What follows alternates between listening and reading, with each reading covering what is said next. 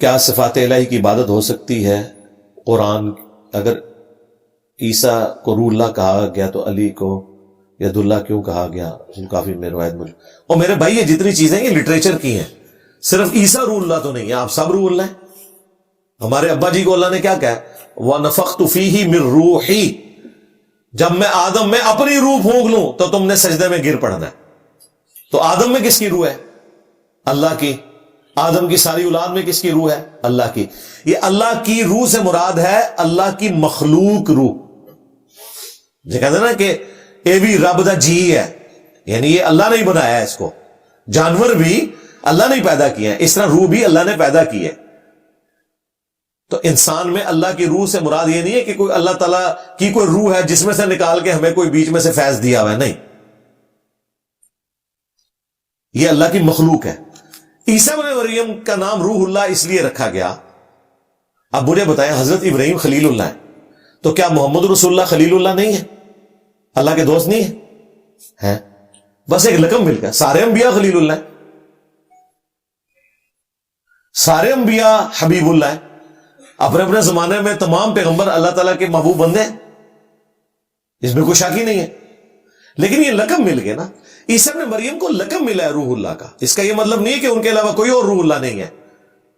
سب کے سب روح اللہ ہیں، جتنی بھی مخلوقات ہیں. لیکن روح یہاں مخلوق ہے. قرآن میں نبی روح کے بارے میں پوچھتے ہیں، فرماؤ کہ اس کا علم تو نہیں دیا گیا مگر تھوڑا، اللہ کی مخلوق ہے. عیسیٰ ابن مریم کو خاص اس لیے کہا گیا کہ وہ ایسی عورت سے پیدا ہوئے جس کا کوئی شوہر نہیں تھا، تو ان کے باپ والا ایلیمنٹ مسنگ تھا. یہ ماں سے پیدا ہوئے ہیں، اور ان کے باپ کا جو ایلیمنٹ ہے وہ اللہ تعالیٰ کا امر کن ہے. اس کی وجہ سے یہ اللہ کی خاص روح ہے. روح من، روح تو باقی بھی ہے. اس لیے اللہ نے قرآن میں کہا ہے کہ عیسیٰ کی مثال اللہ کے ہاں آدم کی سی ہے. آدم کو تو اللہ تعالیٰ نے بغیر ماں باپ کے پیدا کیا ہے. یعنی اگر عیسیٰ ابن مریم گاڈ ہے اس وجہ سے کہ ان کا باپ کوئی نہیں ہے، تو حضرت آدم تو بڑے گاڈ ہونے چاہیے. وہ تو لم یلد ولم یولد والا معاملہ ہو جاتا ہے. ان کا تو باپ بھی کوئی نہیں، ماں بھی کوئی نہیں، اللہ نے اپنے ہاتھوں سے بنایا. لیکن آدم علیہ السلام کو کرسچنز بھی کہتے ہیں اللہ کا بندہ. تو ہم انہیں سمجھاتے ہیں، اللہ نے پکی دی ہے قرآن میں کہ عیسیٰ ابن مریم کی مثال اللہ کے نزدیک آدم کی سی ہے. ٹھیک ہو گئے؟ کیا آپ کو نہیں لگتا کہ آپ کے علماء کے خلاف سخت الفاظ اور توہین امیز الفاظ بولتے ہیں؟ اس سے ہماری جنریشن علماء سے متنفر ہو رہی ہے. نہیں، علماء سے میری وجہ سے نہیں متنفر ہو رہی. میں نے علماء سے کہا ہے کہ یہ مدرسوں میں منہ کالا کریں اور اس کی ویڈیوز لیک کریں. یہ میں نے مفتیوں کی ویڈیوز نکالی ہیں. مجھے بتائیں، آئے دن جو آپ کے واٹس ایپس کے اوپر جو مفتیوں کے کارنامے آتے ہیں، یہ میں نے گن پوائنٹ پہ ان سے کروائے کہ بھی تسی یہ کام کرو تاکہ میں تمہیں بدنام کرا. جو حرکتیں ان کے بزرگوں نے کی ہیں میاں، وہ میں نے کروائی ہوئی ہیں. میں نے ان کے بزرگوں کو کہا ایک دوسرے کو کافر کو، تاکہ جب میں بعد میں دنیا میں تشریف لاؤں گا تو پھر میں بتاؤں گا کہ یہ کر کے گئے ہیں.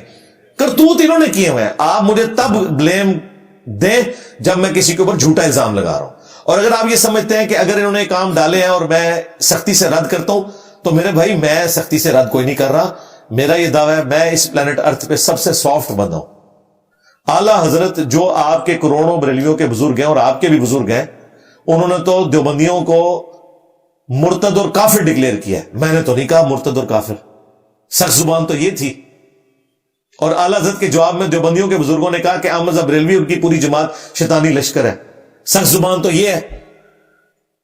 تبلیغی جماعت والے اب کس منہ سے فضائل اعمال اٹھا کے پھریں گے کہ فضائل اعمال جس بندے نے لکھی ہے نا اس کا پیر ہے خلیل احمد سہارنپوری. اور فضائل اعمال میں جگہ جگہ اس نے خلیل احمد سہارنپوری کے حوالے دیے ہیں. اور خلیل احمد سہارنپوری نے المہند المفند لکھی ہے. فضائل اعمال میں اس نے اپنے پیر اشرف علی تھانوی کے حوالے دیے ہیں. اور اشرف علی تھانوی نے سگنیچر کیے ہیں المہند المفند کے اوپر، جس کے اندر بریلوی فرقے کو شیطانی لشکر کہا گیا. تو زبان میری سخت ہے. میرا یہ دعویٰ ہے کہ بندہ لبو جڑا میرے تو نرم ہوئے اور کام میرے والا کر رہا ہو. میں نے تو کبھی نہیں کہا وہابی سورہ نے سور. میں نے نہیں کہا کہ جو وہابی ہیں یہ خوارج کی ایک جماعت ہے. اور وہابی کہتے ہیں کہ بریلوی جو ہے مشرکین عرب سے بھی بدتر ہے. یہ وہ لال رومال والا نہیں کہتا کہ کائنات کا بدترین مشرک بریلوی ہے، کائنات کا بدترین مشرک جو ہے وہ شیعہ ہے، وہ لال رومال والا نہیں کہتا.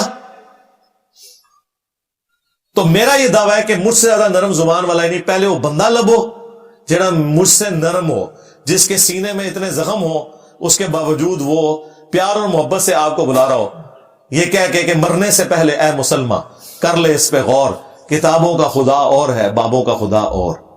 تو الحمدللہ مجھ سے نرم بندے ہی کوئی نہیں ہے. یہ سوال تو مر گیا.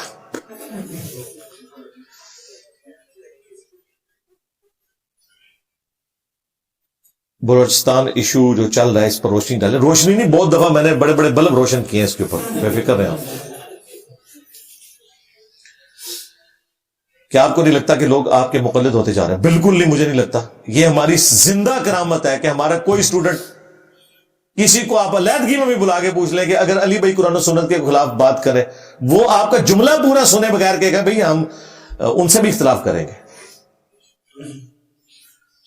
اور ان لوگوں کو علیحدگی میں پوچھیں یا سامنے پوچھیں، ان کی جرت نہیں ہے اپنے بزرگوں سے اختلاف کرنا.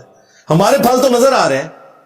ہمارا کوئی اسٹوڈنٹ نہیں کہتا کہ ہم انجینئر صاحب کے پیچھے چل رہے ہیں. وہ صاحب کہتے ہیں کہ انجینئر صاحب ہمارے استاد ہیں، انہوں نے ہمیں نبی علیہ السلام کا راستہ سکھایا. یہ لوگ کہتے ہیں ہم امام حنیفہ کے مقلد ہیں، ہم اعلی حضرت کے ماننے والے ہیں، ہم اشرف تھانوی کے ماننے والے ہیں، ہم علماء دیوبند کے ماننے والے ہیں. یہ تو اللہ رسول کا نام ہی کو نہیں لیتے.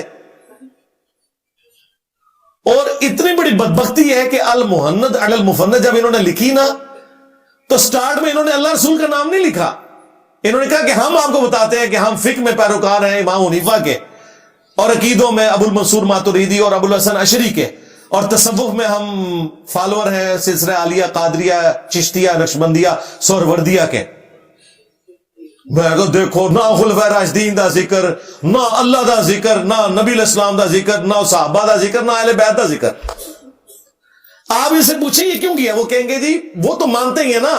اصل مسئلہ یہ ہے، انہیں کہا کتنی بڑی بدبختی ہے کہ تم سٹارٹ کس چیز سے لے رہے ہو؟ اپنے عقیدوں کا تعارف کرواتے ہوئے. تمہیں تو کہنا چاہیے تھا کہ ہم اس عقیدے کے ماننے والے ہیں جو حجت الوداع کے موقع پر نبی علیہ السلام نے قرآن اور سنت چھوڑے. ہم اس عقیدے کے ماننے والے ہیں جو غدیر خون پہ قرآن اور اہل البیت، نبی علیہ السلام نے ہمیں اہل بیت کے ساتھ احترام اور قرآن پہ چلتے رہنے کی تلقین کی. تم یہ ساری باتیں کرتے ہیں اور پھر جا کے ان کا ذکر کرتے ہیں، سیدھے آگے بابیوں تو ٹک دے گے. تو یہ والا معاملہ بالکل ایسا نہیں ہے. اللہ کا شکر ہے جو گندگی کسی بھی فرقے میں پائی جاتی تھی یا ان کے بزرگوں میں، اس میں سے ایک گندگی بھی کوئی ہمارے اسٹوڈنٹس کے اندر یا اس پلیٹ فارم پہ ثابت نہیں کر سکتا. جو گالی ایک دوسرے کو دیتے ہیں، یہ مثلا یہ گالی دیتے ہیں کہ جی انہوں نے مدرسے بنائے ہیں چندے بٹورنے کے لیے. جی ہم نے تو کوئی نہیں بنایا، چلو اگے ٹورو. انہوں نے مسجدیں لادا کر لی، سرکار ہم نے تو کوئی نہیں بنائی.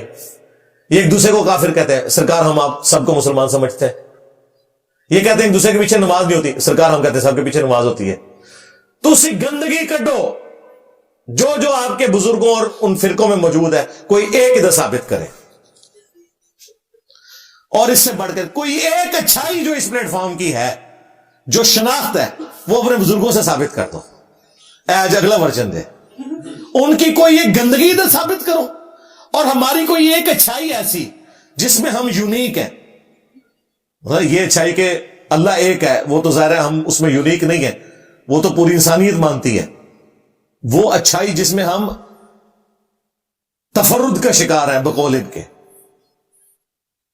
وہ ان کے بزرگوں میں پائی جاتی ہو. جن یہ سب گندی مکھی نے گد تے بابیاں دا ہے، میں کہ تو گندی مکھی ہے، میں تو صفائی کر رہا ہوں.